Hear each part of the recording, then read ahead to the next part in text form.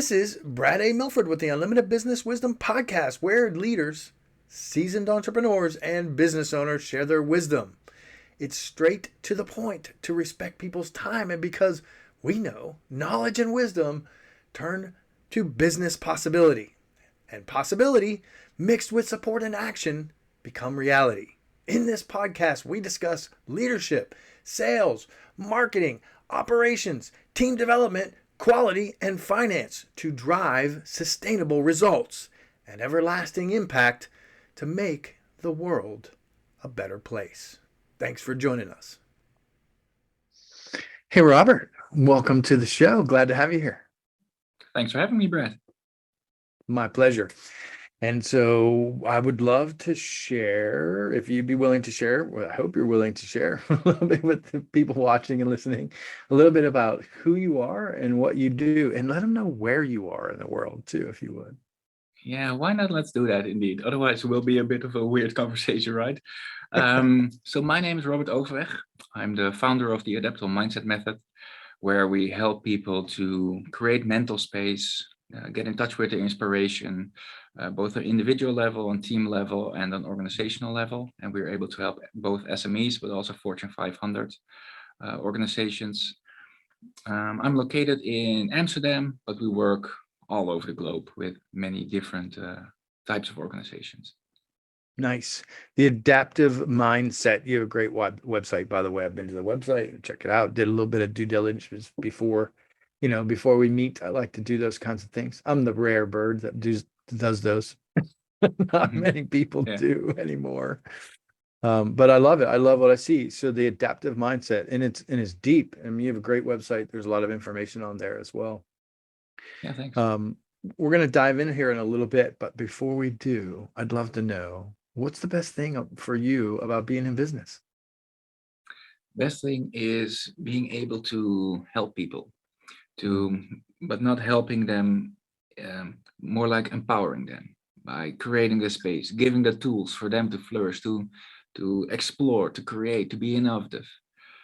Because like prior to founding the Adaptable Mindset method, we saw so many people stuck in positions, where they should not have to be stuck in, or that they wanted to have innovation, or that they had a desire but had not the ability to get to that place, or organization was too afraid to experiment or to fail or to move forward or to change. And yeah, I just like for stuff to flow, for people to flourish, to step into their potential. That's what gives me energy. So that empowers me as well to infinitely learn about this subject and then also infinitely help people. So that's what a beautiful we're in thing. business. Yeah. What a beautiful thing to be able to help and serve and empower. The things that you said, unblock or remove the blockers and barriers and get people unstuck. And what a beautiful thing. But what's fascinating to me is not only on the individual level, but as you highlighted, you're doing it on the individual level, on the team level, the organizational level, which to me is very fascinating as well. So that's great. I love it. Yeah, thanks.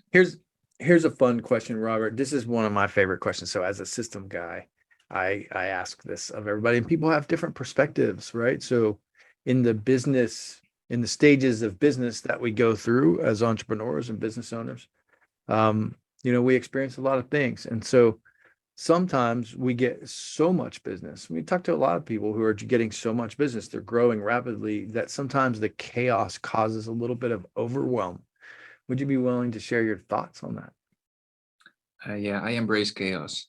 I'm not sure if I always had it. I'm not sure, but I have learned myself to be okay within the chaos, and I'm able to synthesize from all of the different aspects and be able to learn from all of the different things which are happening and use what I learn at X and apply it at A. And I think in that chaos, in that uncertainty, in that ambiguity, I think those are the places where you learn the most. So if you have that mindset, I think that is one criteria, one aspect to have. And then the other one, so that's just how you think, how you perceive things, how you approach things. That's mental. Then I also train myself through sport, exercise, movement, to be okay in situations which feel chaotic, which feel dangerous, which feel scary. So I'm better able to deal with these kind of situations in work type environments. I love that. I mean, it's right out of the gate. Your first answer was I embrace it. I embrace chaos. Yeah. Love that. Now that is a rare thing. Most people, I think it's a reasonable statement to say that most people, I don't want to say everybody runs, but a lot of people do they avoid But Brad, chaos. I'm honestly, with you. I yeah, embrace it. I welcome it. but I open it. you know, having the idea that you have control, that is an illusion. Like if you think you have control, you don't see the complete picture. Like if you have your strategy set in stone, and if you think you are, you know, moving with the currents and moving with the flow, then most likely you're not, and something is going to happen. So better prepare yourself for that, and better have that resilience and openness and flexibility, and just embrace it and go with the flow. I absolutely love that. A couple other things that I love that you said about that was the training. So I'm a military guy, or a former military guy. I mean, that was one of the positive. There's some positive and negative, but they definitely give lots of training, right? And so you don't rise to the level of your expectations, but you fall to the level of your training. So I love that you said that you actually train for things that will empower you to I guess overcome. I'm paraphrasing a little bit, to overcome in chaotic. But that's fascinating. I think that's so And then in a important. playful way, right? So everything that we do is very fun, playful, curiosity based on intrinsic motivation. So if you want to train yourself to be more okay with the uncertainty, with chaos, then do a sport that triggers that. Can be Brazilian Jiu-Jitsu, where you get beat up every time. So I started to do kickboxing. I went rock climbing. So all where you get into flow states, where you are challenged, where you are pushed to the limits. And we see also from high performers, for an example, the CEO from PayPal, he said that he learned more from practicing Krav Maga than any education that he ever had. And so, and you see that pattern with a lot of high performers, that they are able to learn from, you know, almost anything. So this can be sport, but it can also be juggling. It can also be from long walks. It can be from, yeah, whatever fits with your psychological profile, whatever fits with your character. And yeah, do more of that. And everyone sort of knows what works for them, but it's just about, you know, doing that and putting it in your calendar, making that part of your structure of your Love that. formula. Truly love that. I don't know if I'm going to be doing, excuse me. Maybe I need to start Krav Maga. I don't know. I'm familiar with it, but maybe I need to start studying it. But I do what went through my mind when you were sharing that is I love diving. So I just took a trip for like 3 weeks and went to a bunch of different beaches and did some diving and in the Keys and Florida Keys and different things. And I get rejuvenated from that. And it is kind of it can be chaotic. I mean, there can be all kinds of creatures and things that we're not familiar with. And Yeah. I mean, it can be pretty thrilling at times. But I do get some rejuvenation from that as well. So fascinating topic. I appreciate you sharing.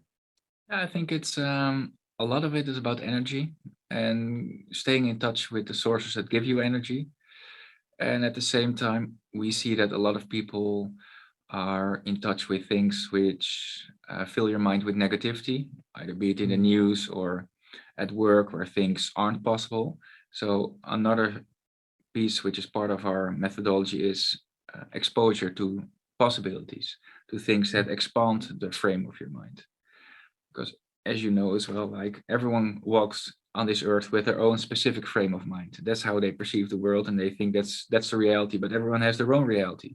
So what if we all work on expanding that reality a bit together, you know, and sowing in the in your subconscious, sowing in your brain with possibilities, with new insights. And if you do that long enough, if you make that a structural part of your life, then you will have such a vast array of possibilities to tap into. You will create more cognitive flexibility. You'll create more ability to find fresh perspectives. And that again is also a fun way to learn, right? And a fun way to train the brain and to evolve. right, this is fascinating. I know we have a couple more questions, but I'm fascinated by these topics. And so, are we talking about expanding your awareness here more into more of a collective consciousness, or does that go a little bit too deep?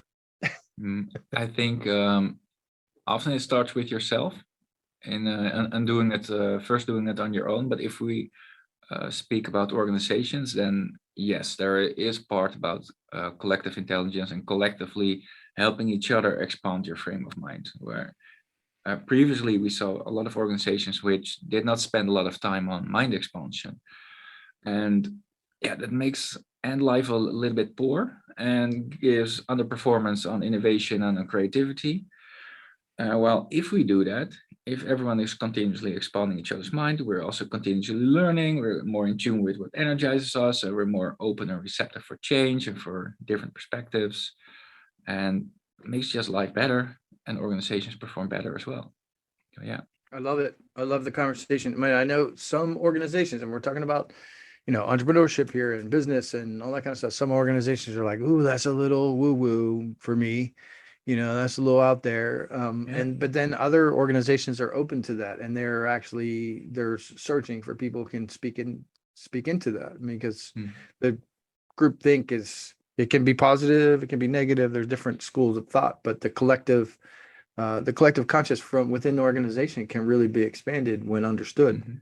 And there's a lot to gain from the community, community involvement. I mean, look at the stats, right? They say 76% of companies are disengaged, the employees are disengaged, right? So what happens when you become more adaptable, right? That's where you jump in. Exactly.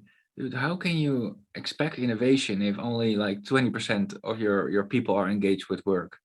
And what if those people aren't even the best skilled or the best equipped for the job, if that is the case as well?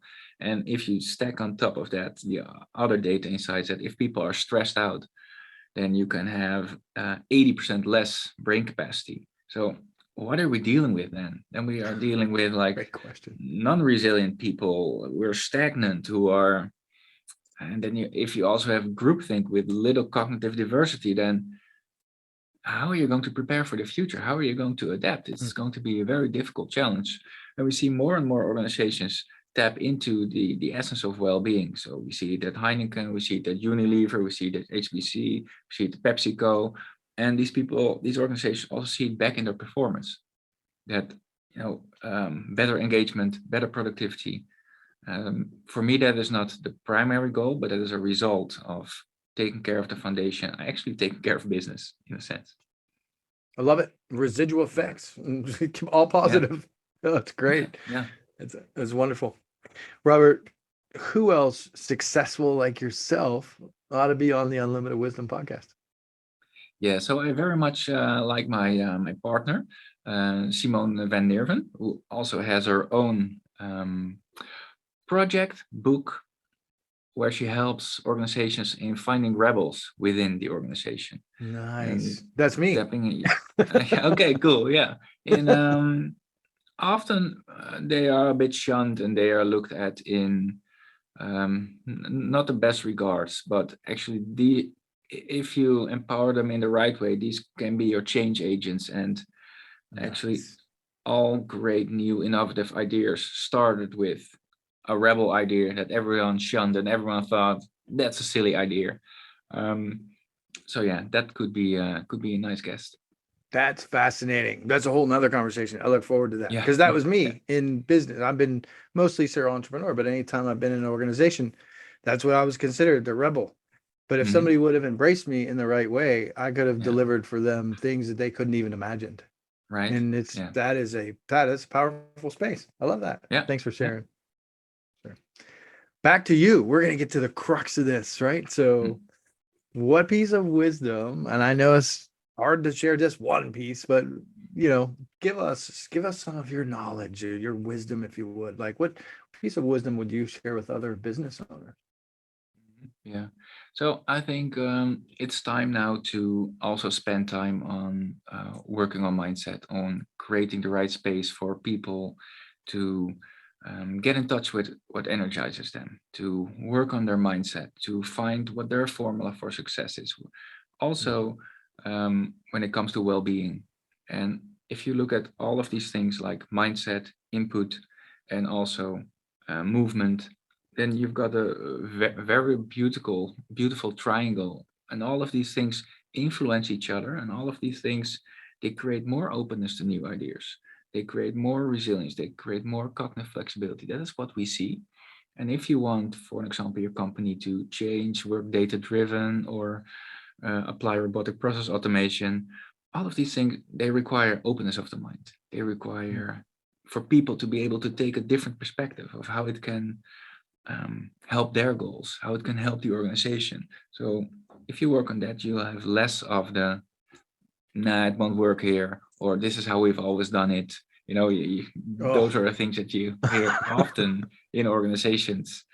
But if you start with people and look at their context and first find out how we can improve their context, their environment, and their mind space, then your innovation, creativity, and change efforts will flourish and will succeed better. I love hearing this. I've read some studies about it. I've experienced some of it, but I love that you specialize in it. And that's a beautiful thing. You said the triangle, but I'm not sure if I caught all three pieces. So mindset, movement, and was there third piece to that Input. triangle? I missed it. It's the input. It's what you put in your what you put in front of your eyes, your periphery, what you share with each other. It's the art, it's the poetry, it's a new technology, it's the stuff that lights your heart, that that gives you energy. It's a little bit like creating a beautiful river of inspiration, which just flows through the organization, and taking time for that. And nice. Yeah. So this triangle that you're talking about, this mindset, the movement, the input, and then I know that you've mentioned a couple of times, and I also saw it on your website. I mean, it's driving innovation. It's driving creativity. Is that the driver here for you? Is that what you're seeing most, the most results? Like what kind of? Because here, let me reframe the question for you, Robert, in a better way. So I think from the business side of things, right? I'm really fascinated by this. So individually, I've walked through a lot of this, right? And and I see with a lot of clients how desperately they need it. And so I want to be able to express and really highlight and showcase what you're doing here. And so what are some of the results that the organizations and the teams that you're working with are experiencing? Would you be willing to share some of that? Yeah, sure. So we often enter through the pathway of innovation, of, hey, we want to launch a new platform, or hey, we want to have this organizational change. And then often we do things in parallel. Then we start with the innovation, with the prototyping, with the ideation. But in parallel, we work on what possible challenges people might have. For example, if a lot of people are afraid to fail in the organization, then surely you will not get big bets. And surely you will just get smaller iterative change. If that's what your organization needs, that's fine.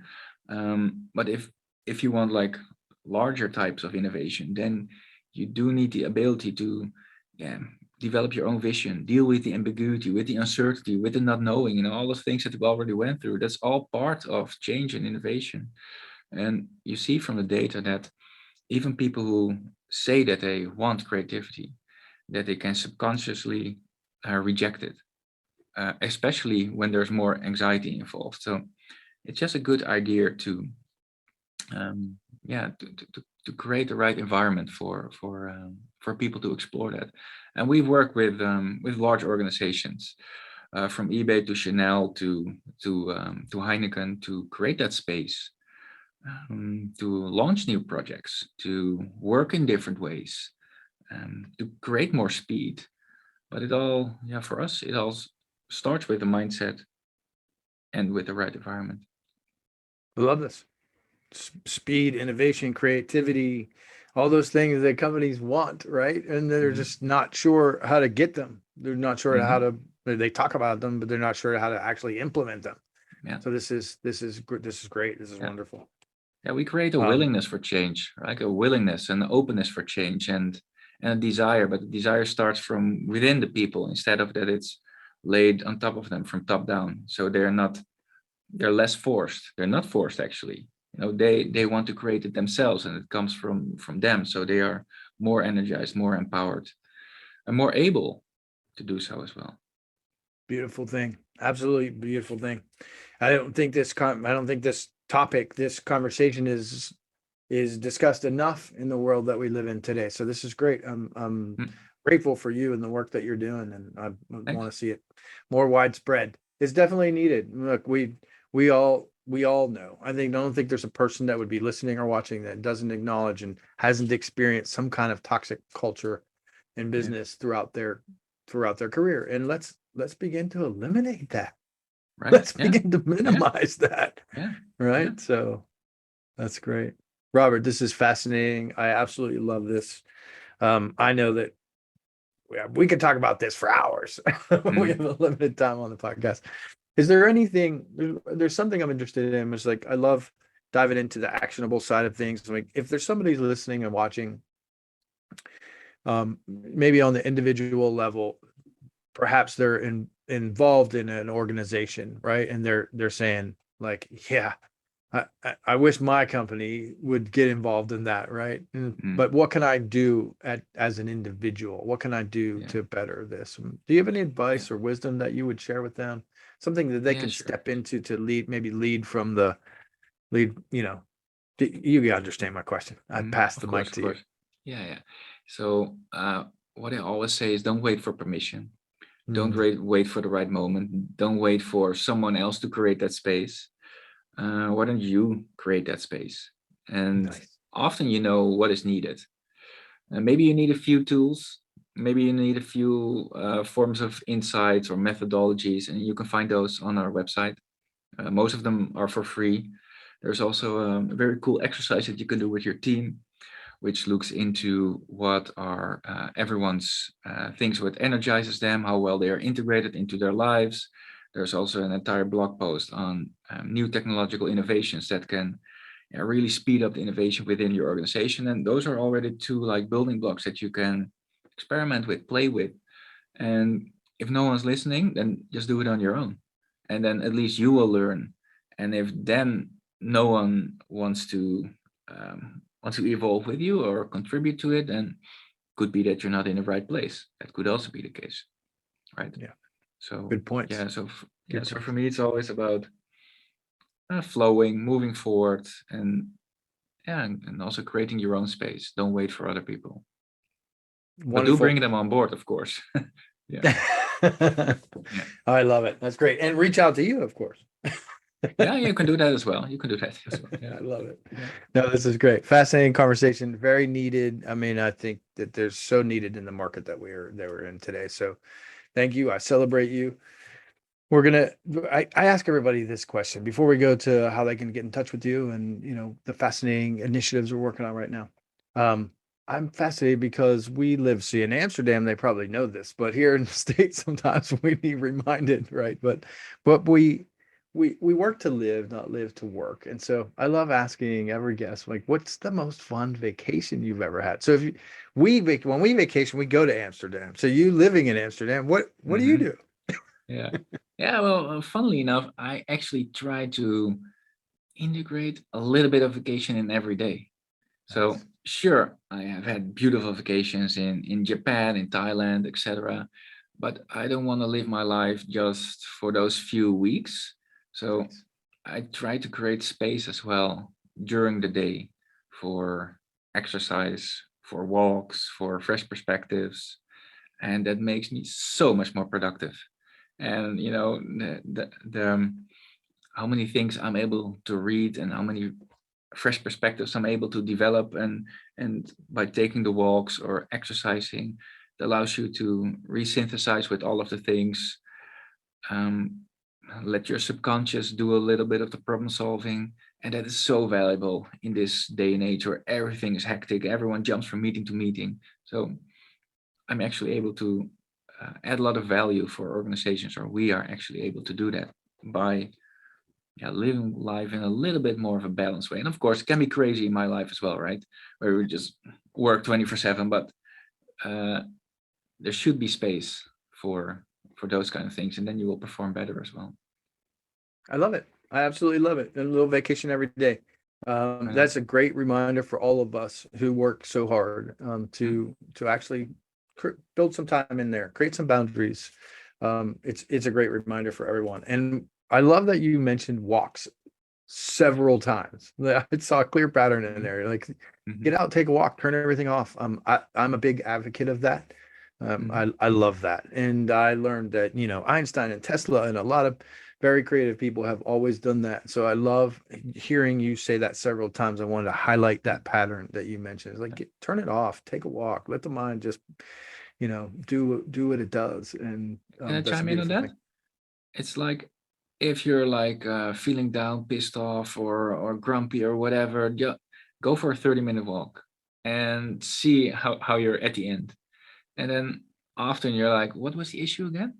And if you also create space during that walk. So I often prefer not to have music, or I can have a podcast, but I do like 50-50 times yes or not. But just to let your own mind process things, and maybe have an idea that you want to solve in the back of your mind, but just let your subconscious brain do a bit of the problem solving, because it can tap in this vast array of possibilities, and it's probably better than your just your rational cognitive mind. I'm 100% with you. I get so many ideas when I call them my strategic walks. I just turn it off. Yeah. I just turn it off and just walk. Yeah. It's great. I love it. Robert, this has been fascinating. I love it. Love what you do. I appreciate the fact that you took a chunk out of your day to be here, to serve, to speak into people. And that's very meaningful for me. And so thank you. I celebrate you. I honor you for what you do. It's very needed. What before I go right to like where people can reach out to you, is there any kind of initiative, any specific initiative, anything fascinating that you're working on that you'd love to share with people watching and listening? And so if you'd share that, and then afterwards, if you'd share how when somebody watches this and listens to it and they say, I have to reach out to this guy, Robert, how they can get in touch with you. Yeah, sure, Brad. So we are now supporting several ventures, because our philosophy is, if you see something amiss, then why not try to change it yourself? So we are supporting schools in creating a different curriculum, where we train adaptability, mental resilience, how to stay in touch with your intrinsic motivation. That is a multiple year project, but a lot of people want to contribute, so that's fascinating. We are helping a tribe in the rainforest in Peru to become self-reliant and do regenerative agriculture in the jungle there. And we are looking into supporting farmers in Europe, in the Netherlands, in helping them get the word out also on regenerative agriculture, because these people have the ideas, they have the abilities, but being able to market something, PR, copy, etc., that's a different ball game. But if you have a network like us, then, and if you come together, then we can really make a change. And these are like 3 domains that we chose to take the first initial steps in making that change. So it's a foundation, right? Kids, ability to think, ability to act for themselves, modulate their energy, etc., but also create proper food, with healthy food, which is also a foundation. So we're looking into trying to create a better ecosystem in a way. Wonderful. Love those. I'm actually want to chat with you about some of those after we wrap up here. That's great. Yeah. Especially the school thing. I often say, how come they didn't teach us this in school? Right. So, yeah. the Just very write down things we all talked of those about on the things and podcast we'll do today. it ourselves. Right. Yeah. That's it. Yeah, I Yeah. love it. It's wonderful. And so when somebody watches and listens, what's the best way for them to reach out to you, Robert? Get involved in some of these organizations. What's the best way for? Yeah. Oh, they can go to adaptablemindset.com. They can just send an email to us. They can find me on LinkedIn on Robert Overweg, Overweg, or on Twitter, also Robert Overweg. And whichever way Wonderful. they want to find us, that's which is available. Fantastic. We will have those links down below too. So if you're driving or whatnot, you can just go and click the links later after you're done driving. So Robert, I appreciate you. Thanks again. This has been wonderful. And I celebrate you for all the work you're doing to create impact in the world. Thank you for what you do. Thanks, Brad. Thanks so much. This is Brad A. Milford with the Unlimited Business Wisdom Podcast, where leaders, seasoned entrepreneurs, and business owners share their wisdom. If you're looking for more on leadership, sales, marketing, or operations to drive team development, higher quality, and high-level sustainable profits, we encourage you to join the Built for Brilliance community on Facebook or reach out to us about one of our mastermind groups, coaching or consulting, or even fractional COO services. You can reach us at buildbrilliance.net/contact. We thank you for listening, for sharing the show, and appreciate your rating and reviews, as this makes more shows possible. Thanks for joining us.